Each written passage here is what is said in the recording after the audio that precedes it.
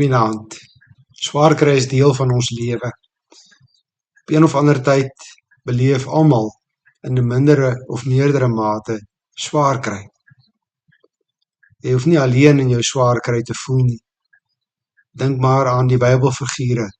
Dink aan al die Bybelfigure, van Adam en Eva, verby Noag en Abraham, Isak, Jakob en Josef, regdeur tot in die Nuwe Testament. Die apostels, Stefanus, Paulus. Dink maar aan Jesus Christus, so onbeskryflike lyding. Nie maar net soos ons mense nie, maar veral in die plek van namens ons sondaar mense.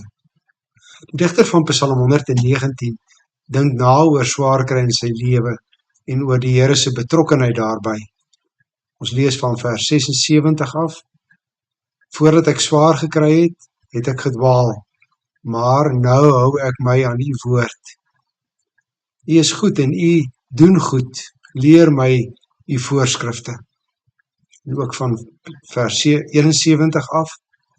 Dit is vir my goed dat ek swaar gekry het, want daardeur het ek u voorskrifte geleer.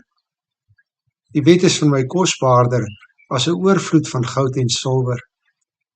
Met u eie hande het u my gemaak, my gevorm. Gee my insig dat ek u gebooie kan verstaan. Die wat u dien is bly as hulle my sien, want ek vertrou op u woord. Ek weet, Here, dat u bepalings regverdig is. Dat u my laat swaar kry het, is 'n teken van u trou. Gee tog vir my uitkoms deur die troue liefde, soos u my beloof het, ontferm u oor my, dat ek kan lewe, want ek verlustig my in u wet. Die wyse waarop die digter die Here by sy swaar kry betrek, val vir ons vreemd op die oor. Hy bely dat dit die Here is wat hom laat swaar kry het, en hy gaan self so ver as om te verstaan dat die swaar kry wat die Here oor hom gebring het, 'n teken van die Here se trouheid is. Vers 75. Dit bots met ons menslike idee van die Here en ons verhouding met die Here. Ons sou eerder wou gehad het dat die Here daar moet wees om die swaar kry weg te neem, om die lewe vir ons so aangenaam en gerieflik as moontlik te maak. Kom dink saam met my 'n bietjie vanaand hieroor na. Hoe sou my lewe gewees het as dit net voorspoed was, as alles in my lewe op 'n afdraande pad geloop het? As die Here net daar was om elkeen van ons op 'n pad van voorspoed te lei, doen dit 'n bietjie met 'n kindjie. Gee hom alles wat hy wil hê en sien wat word van hom. Hy word 'n klein monstertjie, omdat hy alle ander mense en sy ouers inkluis sal misbruik net om te kry wat hy wil hê. En so is dit ook met ons en die Here. Die Here is Here. Hy is ons hemelse Vader. Hy weet die beste. Hy is lief vir my en hy sal in sy getrouheid my nie aan myself oorgee nie. Genadiglik nie. Soms is dit net swaar kry wat my laat luister. Hy moet my louter. Hy moet my volharding leer. Hy moet my wil buig. Hy moet my soms terugdwing na hom toe.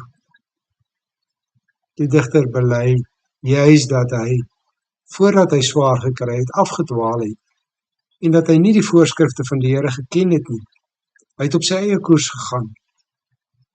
En net soos 'n kind dankbaar moet wees oor die tugtiging van sy ouers, as hy op 'n verkeerde pad loop, net so is die digter dankbaar dat die Here in sy getrouheid hom nie gelos het nie. Dis juist die swaar kry wat sy verhouding met die Here verdiep het, deurdat dit hom in gehoorsaamheid tot die Here en in harmonie met hom laat lewe het. Die digter weet dat die Here goed is en dat die Here goed aan hom doen. En daarom weet hy dat die swaar kry wat die Here op sy pad gebring het, goed is, onverstaanbaar goed, noodsaaklik goed. Die woorde van die Hebreërs skrywer echo hierdie selfde wysheid in Hebreërs 12 vers 7. Verdra die tug as opvoeding. Want God behandel julle as sy kinders. Is daar miskien 'n kind wat nie deur sy vader getuig word nie? As julle nie getuig word soos al die ander nie, dan is julle nie werklik kinders nie. En vers 11, wanneer ons getuig word, lyk dit op daardie oomblik nie na iets om oor bly te wees, maar om oor te huil. Later lewer dit egter, vir die wat daardeur gevorm is, goeie vrug, vrede, omdat hulle gehoorsaam is aan die wil van God. Tosius sê dit so mooi in sy beruiming, vers 25 verwoord. Dat U my verdruk het, Here, was enkel goed vir my, want daardeur het U my dieper in U kennis ingelei. Daarom is dit my veel beter, as die allerrykste skat, meer as al die goud en silwer, wat die wêreld kan bevat. Goeienaand.